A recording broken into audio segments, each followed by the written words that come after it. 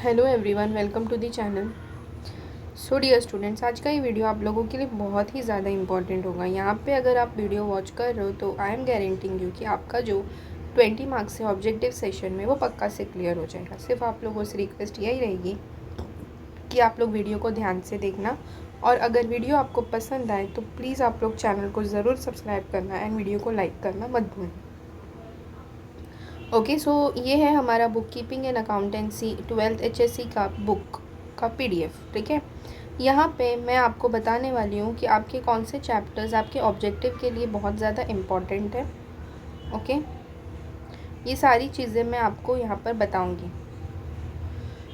तो यहाँ पे अगर आप फर्स्ट चैप्टर देखने जाओ, introduction to partnership and partnership final accounts, ठीक है, तो ये जो आपका चैप्टर है, ये चैप्टर आपके लिए बहुत ज़्यादा इम्पॉर्टेंट है। क्योंकि स्टूडेंट्स, अगर मैं आपको एक और यहाँ पे ये आपका यूनिट वाइज वेटेज का पेपर है,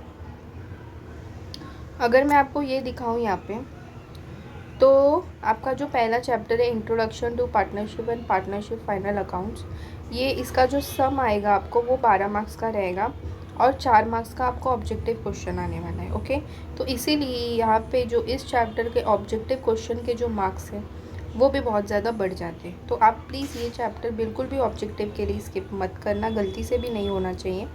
ठीक है, उसके बाद जो आपका सेकेंड है वो है accounts of not for profit concern.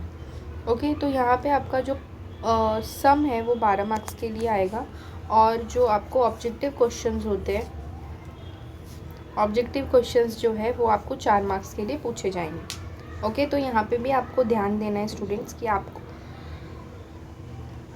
कुछ भी आप पे ये दोनों chapters mainly final account and NPO both are important for your sums, because यहाँ दोनों भी चैप्टर से आपको 12 मार्क्स के सम्स भी बन रहे हैं और साथ ही साथ आपको 4 मार्क्स के ऑब्जेक्टिव्स भी बन रहे हैं। ओके, फिर है reconstitution of partnership, admission of the partner है, रिटायरमेंट ऑफ द पार्टनर है, डिसोल्यूशन है एंड बिल ऑफ एक्सचेंज है। ओके, तो ये 4 चैप्टर्स जो रहते हैं ना, वो आपके question number 3 and question number 4, ये 2 क्वेश्चन में आपको पूछे जाते हैं। ठीक है, अगर हम क्वेश्चन नंबर 3 की बात करें, मैं आपको यहाँ पे पेपर पैटर्न भी दिखा देती हूँ आपका। ठीक है, क्वेश्चन नंबर 3 में आप देख पा रहे होंगे स्क्रीन के ऊपर, ऐसे क्वेश्चंस आपको पूछे जाते हैं। एडमिशन, रिटायरमेंट स्लैश दिख रहा होगा, admission, retirement, dissolution and bills of exchange. ठीक है, तो ये ऐसे 4 चैप्टर्स है जिनमें से आपको कोई भी क्वेश्चन पूछे जा सकते हैं और लगाकर। जैसे एडमिशन होगा तो रिटायरमेंट भी पूछ सकते हैं उसके साथ और करके, या एडमिशन करो या रिटायरमेंट करो, या फिर रिटायरमेंट करो या डिसोल्यूशन करो, या फिर डिसोल्यूशन करो या बिल्स ऑफ एक्सचेंज करो, या एडमिशन करो या बिल्स ऑफ एक्सचेंज करो। तो यहाँ पे अगर एक टिप्स देना चाहूँ मैं आपको, तो इतना ही बता सकती हूँ गाइस कि यहाँ पर आप एक चीज़ कर सकते हो, वो है कोई भी एक चैप्टर स्किप। अगर आप एक चैप्टर स्किप कर रहे हो तो उससे कुछ फ़र्क नहीं पड़ेगा, बिकॉज अगर आपने सपोज़ करो कि आपने रिटायरमेंट ऑफ अ पार्टनर को स्किप किया है, तो यहाँ पर आप एडमिशन ऑफ अ पार्टनर और रिटायरमेंट ऑफ अ पार्टनर आएगा तो आप एडमिशन कर सकते हो। अगेन अगर डिसोल्यूशन और रिटायरमेंट आएगा तो भी आप डिसोल्यूशन कर सकते हो। फिर रिटायरमेंट और बिल ऑफ एक्सचेंज आएगा तो आप बिल ऑफ एक्सचेंज कर सकते हो। ऐसे करके अगर रिटायरमेंट को आप स्किप भी कर रहे हो, फॉर एग्जांपल दे रही हूँ मैं आपको यहाँ पे, तो भी आपके आंसर में फ़र्क नहीं पड़ता। तो इसीलिए यहाँ पे सिर्फ और सिर्फ एक चैप्टर स्किप करना, जो भी आपको टफ लग रहा है, रेदर देन दैट कोई भी चैप्टर स्किप मत करना। ठीक है, आपके चॉइस पे है आप कौन सा एक चैप्टर स्किप करना चाहते हो। ऐसी गलती मत करना कि 2 चैप्टर स्किप करके बैठना, क्योंकि अगर आपने ऐसा कुछ भी किया, समझो मैंने एडमिशन भी स्किप कर दिया है और रिटायरमेंट भी, और अगर क्वेश्चन आ गया एडमिशन और रिटायरमेंट, तो उसमें मैं फंस सकती हूँ। तो इसीलिए ये गलती आप लोग बिल्कुल मत करना कि 2 चैप्टर्स जो इम्पॉर्टेंट है उसको साथ में स्किप कर दो। आप इन चारों में से कोई एक स्किप करोगे तो उससे ना तो क्वेश्चन नंबर 2 को फ़र्क पड़ेगा ना 3, क्योंकि दोनों भी सेम है। जो चीज़ें आपको 2 में पूछ ली जाएगी वो नहीं पूछ के दूसरे जो 2 क्वेश्चंस बचेंगे वो आपको क्वेश्चन नंबर 3 में पूछी जाएगी। तो इसीलिए आप लोग ये गलती मत करना जो मैंने बोला है अभी। ओके, तो और फिर उसके बाद हम देखते हैं ऑब्जेक्टिव्स के लिए। मैं आपको बता रही थी यहाँ पे कि आपको जो आपका एडमिशन ऑफ अ पार्टनर है, रिटायरमेंट ऑफ अ पार्टनर है, dissolution and bill of exchange, यहाँ से आपको 2-2 मार्क्स के ऑब्जेक्टिव्स पूछे जाते हैं। तो अगर आप देखोगे यहाँ पे तो आपका जो मोस्ट इम्पॉर्टेंट चैप्टर बन जाता है ऑब्जेक्टिव्स के लिए वो होता है partner final accounts, NPO. Okay, ये क्योंकि यहाँ से 4-4 मार्क्स के क्वेश्चन बन रहे हैं। उसके बाद एडमिशन ऑफ अ पार्टनर होता है, रिटायरमेंट होता है, dissolution of a partnership firm and bills of exchange. ठीक है, इनमें से 2-2 मार्क्स के क्वेश्चंस बनते हैं। ओके, उसके बाद जो चीज़ आती है वो है हमारा चैप्टर नंबर 5, 8, 9, 10। इन 4 चैप्टर से आपको सिर्फ 1 मार्क्स के ऑब्जेक्टिव क्वेश्चंस बनते हैं गाइस। ठीक है, और यहाँ पे कंप्यूटर इन अकाउंटिंग का जो चैप्टर है, ये चैप्टर का जो एक क्वेश्चन है ब्रीफ जो आपको पूछे जाते हैं 8 मार्क्स का, जो हमारा क्वेश्चन नंबर 4 और क्वेश्चन नंबर 5 मेनली हमारा 8 मार्क्स का होता है। ठीक है, यहाँ पे आप देख पा रहे होंगे स्क्रीन पे। तो यहाँ पे death, issue of shares, analysis of financial statement, computer accounting. Okay, तो कंप्यूटर अकाउंटिंग में का जो एक क्वेश्चन है वो उसको आपको करके जाना है। गलती से भी ऐसा मत करना, यहाँ पे भी सेम रूल एप्लीकेबल होगा question number 4 and question number 5 में, कि आप लोग क्या कर रहे हो, 4 चैप्टर्स में से कोई भी एक चैप्टर को आप स्किप कर सकते हो। ठीक है, 4 में से कोई भी एक चैप्टर को आप स्किप कर सकते हो, बट ये गलती मत करना कि आप 2 चैप्टर स्किप कर रहे हो, क्योंकि ये टाइम पे इशू ऑफ शेयर्स को भी ज़्यादा इंपॉर्टेंस दिए जा रहे हैं बोर्ड्स 2025 में, plus analysis of financial statement को भी इंपॉर्टेंस दिए जा रहे हैं। तो प्लीज़ ऐसी गलती मत करना आप लोग। ठीक है, ये आपके लिए कुछ की पॉइंट्स है जो याद रखना। यहाँ से आप सेम आप क्वेश्चन नंबर 2, 3 के लिए भी करो, सेम 4, 5 के लिए भी करो, एक एक चैप्टर स्किप कर दो जो भी आपको टफ लग रहा हो। ठीक है, आई होप कि आपको ज़्यादा तो वो एनालिसिस ऑफ फाइनेंशियल स्टेटमेंट या इशू ऑफ शेयर्स, बहुत लोगों को वो टफ लगता है।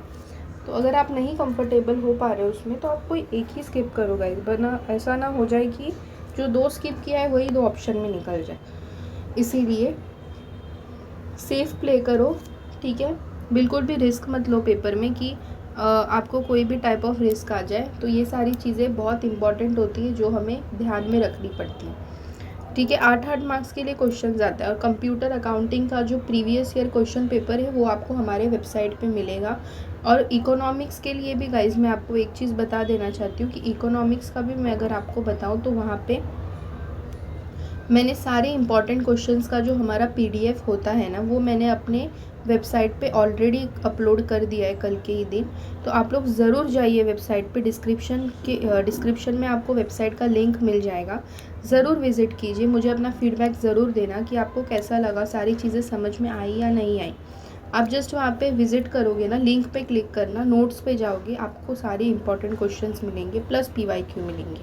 और मैंने आपको ऑलरेडी बोला है कि प्रीवियस ईयर क्वेश्चन पेपर्स आपको सॉल्व करने ही करने।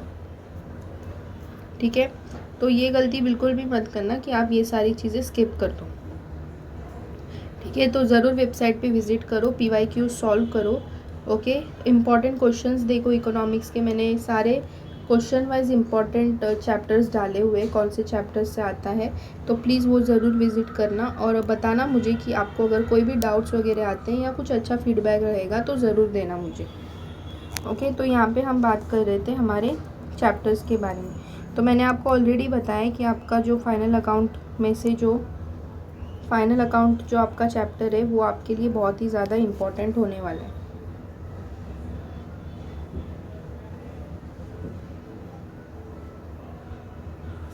उसके बाद है यहाँ पर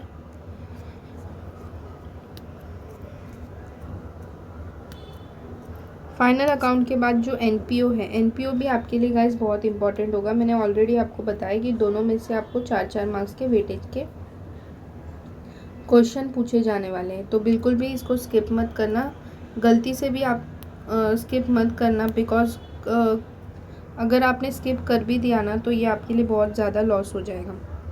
ठीक है, तो ये गलती बिल्कुल भी मत करना। जो भी क्वेश्चंस आते हैं, जैसे 1 वर्ड हो गया, चूज़ द करेक्ट ऑप्शन हो गया, सारे क्वेश्चंस को ट्राई करो कि आप सॉल्व कर पा रहे हो। ओके, यहाँ पे हम कुछ फाइनल अकाउंट्स के क्वेश्चन भी मैं आपको दिखा देती हूँ। सारे एडजस्टमेंट्स भी प्रॉपरली करके जाओ, क्योंकि आपको पता है कि आपका 12 मार्क्स है इसके हाथ में, तो इसीलिए आप लोग कुछ भी स्किप आउट मत करो।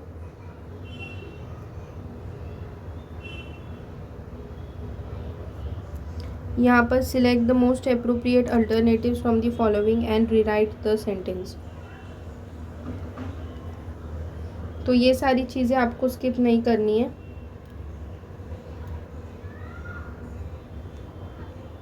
Okay, write one word for phrases terms which can substitute each of the following sentences, ये हो गया। उसके बाद state whether following statement are true और फॉल्स। ट्रू और फॉल्स का जो एक क्वेश्चन होता है वो 2.5 मार्क्स के लिए आता है। ओके, तो ये चीज़ें आपको ध्यान में रख के पढ़नी है। ओके, अच्छे से आप लोग पढ़ाई कीजिए, ऑब्जेक्टिव्स अच्छे से कीजिए, सम्स सॉल्व कीजिए। सम्स तो मैं आपको स्टार्टिंग से ही बोल रही हूँ कि आपको अच्छे से सारे एक पेपर पे एडजस्टमेंट्स वगैरह लिखने हैं। अगर आपको कोई भी डाउट्स आते हैं तो ज़रूर मुझे कमेंट सेक्शन में कमेंट करके बताइए, so that I can resolve it out. ठीक है, और आपको पता है कि I mostly give replies to each and every one, so please be free to ask me anything.